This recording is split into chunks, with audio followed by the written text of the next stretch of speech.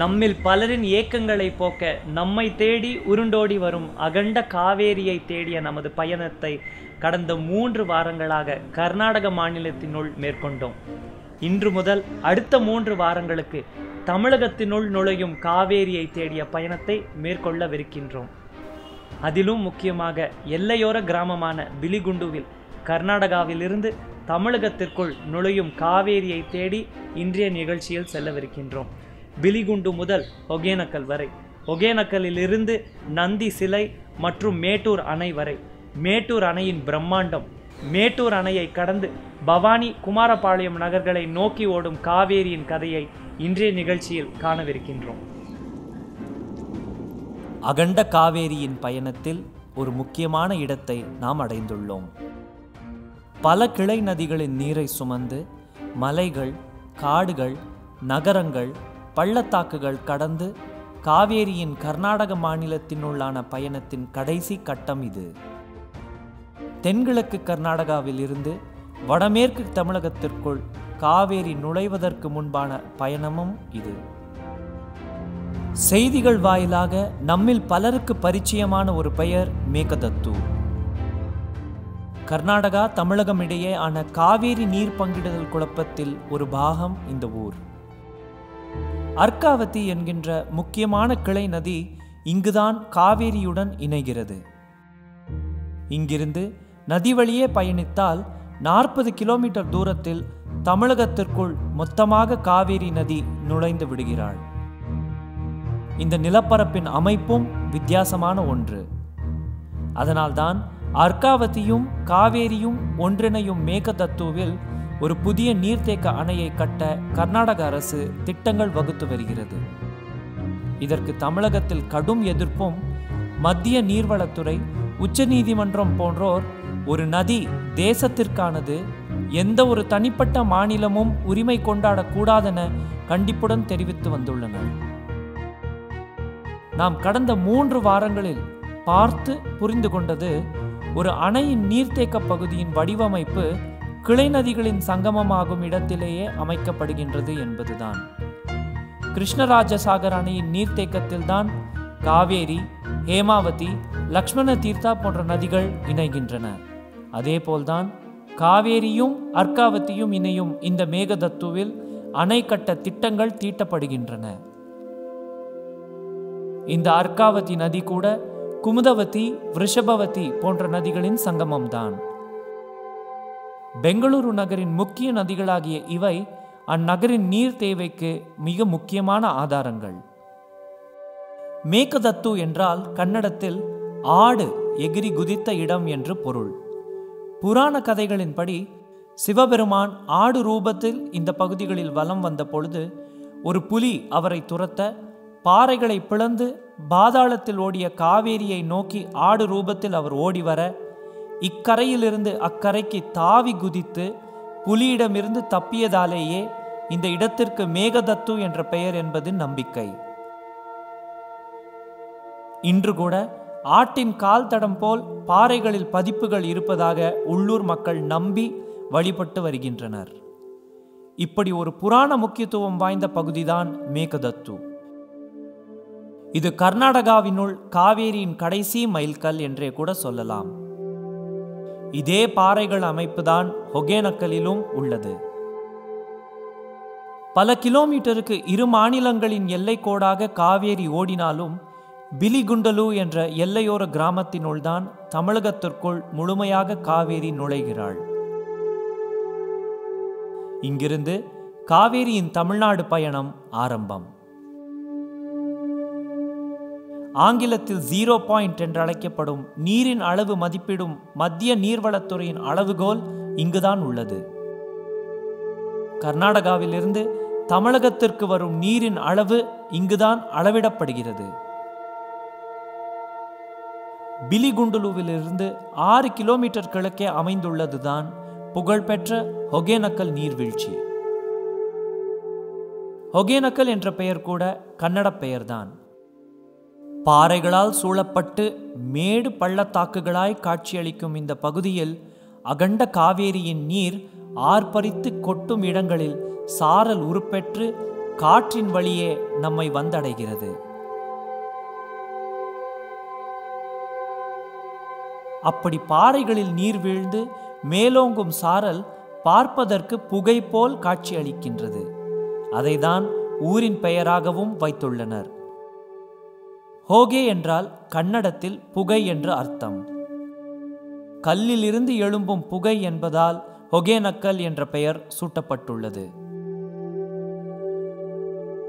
வடக்கில் தமிழகமும் தெற்கில் கர்நாடகாவும் இருக்க கிழக்கை நோக்கி காவேரி பாய்வது இங்கே. ஒகேனக்கலில் இருந்து காவேரி தனது பயணத்தில் தமிழகத்தில் வந்தடையும் முதல் முக்கியமான இடம் மேட்டூர் அணை. தமிழகத்தின் விவசாயத்திற்கு அடித்தளமாக எத்தனை அணைகள் இருந்தாலும் மேட்டூருக்கு இருப்பது ஒரு தனி சிறப்பிடம்.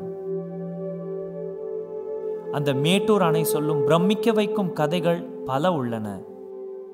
கர்நாடகாவில் ஒரு குழந்தையாக தலைக்காவேரியில் உருப்பெற்று தனது பயணத்தின் வழி நெடுகிலும் காட்டாறுகளையும் கிளையாறுகளையும் இணைத்து கொண்டு கொடகு மலைகள், வயநாடு மலைகள், நந்திமலை, சிக்பல்லாப்பூர் மலைகளில் பெய்யும் மழை நீரை சுமந்து பல அணைகள் கடந்து பள்ளத்தாக்குகளில் அருவியாய் விழுந்து பாசன வாய்க்கால்கள் மூலம் பல ஏரி குளம் குட்டைகளை நிரப்பி விவசாயத்திற்கான நீரை வழங்கி நகரங்களின் தாகத்தை தீர்த்து தனது பொறுப்புகளின் ஒரு பகுதியை செம்மையுடன் நிறைவேற்றிவிட்டு தமிழக புதுவை கனவுகள் மற்றும் எதிர்பார்ப்புகளை பூர்த்தி செய்வதற்கு புத்துணர்ச்சியுடன் புன்னகைத்தபடி நம்மை நோக்கி பாயும் தாயாக காவேரி வந்தடைகிறாள்.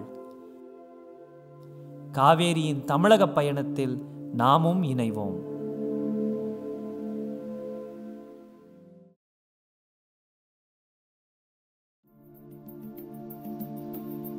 ஒகேனக்கல் நீர்வீழ்ச்சியை கடந்து தமிழ்நாடு, கர்நாடகா ஆகிய இரு மாநிலங்களின் எல்லைக்கோட்டில் ஓடும் காவேரி நதி சுமார் 20 கிலோமீட்டர் கடந்த பின்பு கோட்டையூர் என்கின்ற எல்லையோர கிராமத்தில் கிழக்கு நோக்கி பாய்ந்து மேட்டூரின் நீர்த்தேக்க பகுதிகளை வந்தடைகிறது. நீர்வழி பாதையில் மேட்டூர் அணை இங்கிருந்து சுமார் 34 கிலோமீட்டர் தூரத்தில் அமைந்துள்ளது. பறந்து விரிந்த இந்த நீர்பிடிப்பு பகுதிதான் இந்த அணையின் முக்கியமான சிறப்பு அம்சங்களில் ஒன்று. காவேரி நதிநீர் பங்கிடுதல் பிரச்சனை இன்று நேற்று அல்ல, மன்னர்கள் காலங்கள் தொட்டே இருந்து வந்துள்ளது. தஞ்சை டெல்டா பகுதி விவசாயிகளின் தொடர் கோரிக்கைகள், போராட்டங்கள், அன்றைய பிரிட்டிஷ் நீதித்துறையிடம் வழக்குகள் என எத்தனையோ விதங்களில் நீர் பங்கிடுதலுக்கு பாடுபட்டனர். வறட்சி காலங்களில் நீரில்லாத நிலைமையும் புயல் மழை காலங்களில் பெருவெள்ளமும் மாறி மாறி வந்த காலம் அது.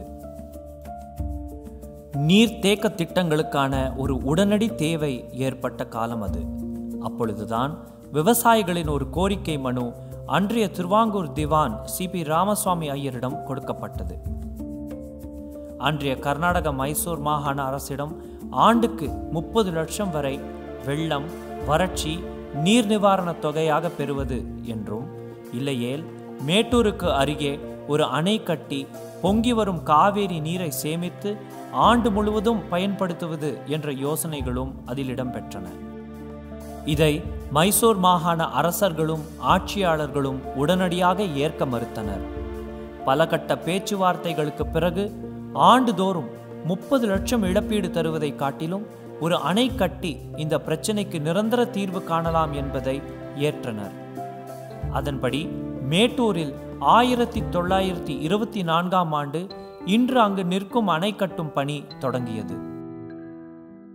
சுமார் 9 ஆண்டுகள் நீடித்த இந்த பணி முழுமையாக நிறைவு பெற்று இந்த அணை பயன்பாட்டிற்கு வந்தது 1934ஆம் ஆண்டில். இது இன்றும் இந்தியாவின் முக்கியமான அணைகளில் ஒன்றாக திகழ்கிறது. தமிழக அணைகளின் முதன்மையான அணையாக மேட்டூர் இன்று சிறப்புடன் செயல்பட்டு கொண்டிருக்கின்றது. மேட்டூர் அணை ஒரு சாதாரண நீர்த்தேக்க திட்டம் மட்டுமல்ல. இது கட்டப்பட்ட காலத்தில் ஆசியாவிலேயே மிக பெரிய அணையாக திகழ்ந்தது. அது மட்டுமின்றி உலகிலேயே மிக பெரிய நீர்த்தேக்க பகுதியை கொண்ட அணைகளின் பட்டியலில் இன்றும் இடம்பெற்றுள்ளது மேட்டூர் அணை. இந்த அணைக்கு ஸ்டான்லி நீர்த்தேக்கம் என்ற பெயரும் உண்டு. மேட்டூர் அணை பண்ணவாடி நீர்ப்பரப்பு பகுதியில் ஜலகண்டேஸ்வரர் திருக்கோவிலும் 18 அடி உயர நந்தி சிலையும் உள்ளது. அணையின் நீர்மட்டம் 67 அடியாக உயரும் பொழுது நந்தி சிலை முழுவதுமாக நீரில் மூழ்கிவிடும். 150 சதுர கிலோமீட்டர் நீர்ப்பரப்பை கொண்ட இந்த அணையின் ஒரு ஆன்மீக அடையாளமாக இந்த திருக்கோவிலும் நந்தி சிலையும் அமைந்துள்ளது. சுற்றிலும் மலைகள் இருப்பதால் அணை கட்ட ஏதுவான இடமாக மேட்டூர் தேர்ந்தெடுக்கப்பட்டது. கர்னல் WM எலிஸ் என்ற கட்டிடக்கலை நிபுணரால் வடிவமைக்கப்பட்டது இந்த அணை. மேட்டில் இருக்கும் இந்த ஊர் காவிரிக்கு மேலே ஒரு ஊராகவும் கீழே ஒரு ஊராகவும் ரம்மியமாக காட்சி அளிக்கின்றது. இத்தனை இயற்கை அழகை கொண்ட இந்த ஊரில் அரசு மற்றும் தனியார் தொழிற்சாலைகளும் பல உள்ளன. அரசு மின் நிலையங்கள் மூலம் சுமார் 840 மெகாவாட் மின்சாரம் மேட்டூரில் உற்பத்தி செய்யப்படுகிறது. சுற்றியுள்ள மலைகள், சுரங்கங்களிலிருந்து வெட்டி எடுக்கப்படும் கனிமங்களை பதப்படுத்தும் ஆலைகளும் இங்கு பல உள்ளன. இத்தனை இருந்தும் மேட்டூர் என்றால் நம் நினைவுக்கு வருவது காவேரி மீது கட்டப்பட்டுள்ள இந்த பிரம்மாண்ட அணைதான். மேட்டூர் அணையின் உயரம் சுமார் 124 அடி. நீரை தேக்கி வைத்துக் கொள்ள அனுமதிக்கப்பட்ட உயரம் 120 அடி. இந்த அணையின் முழு கொள்ளளவு 9347 கோடி கன அடி நீராகும்.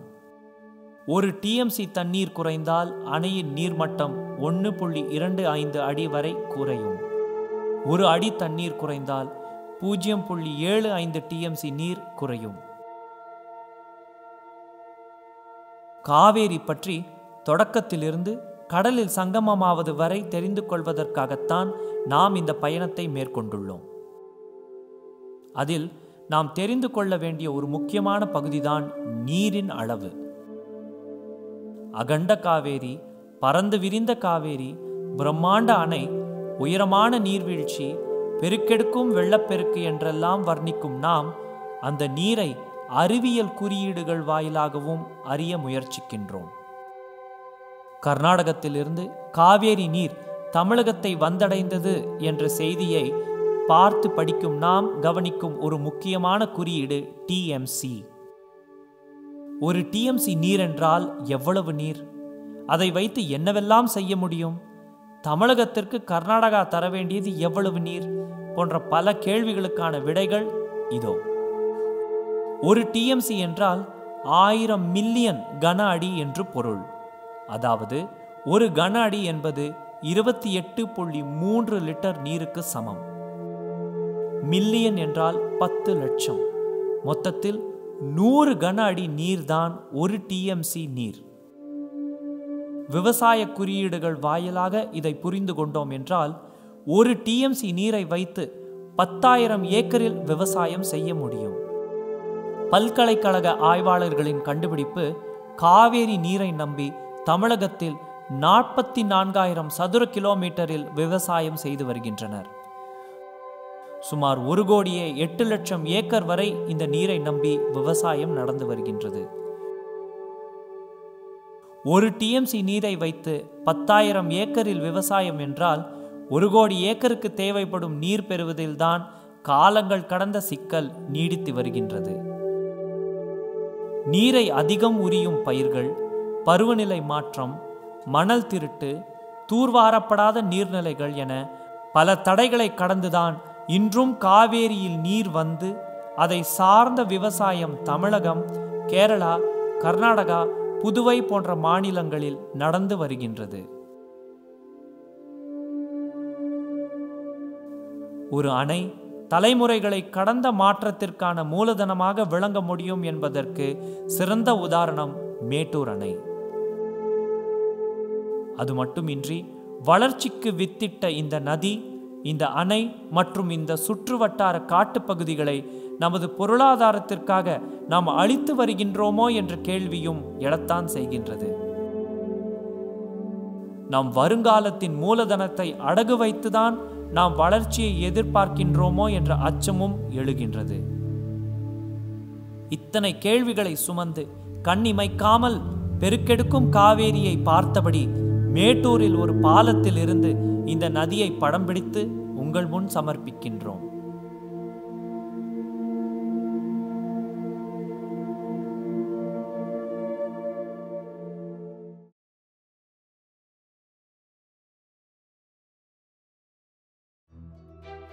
மேட்டூர் அணையின் நீர்த்தேக்க பகுதியில் பல சிறு மலை ஓடைகளும் சிற்றார்களும் கூட வந்து இணைகின்றன.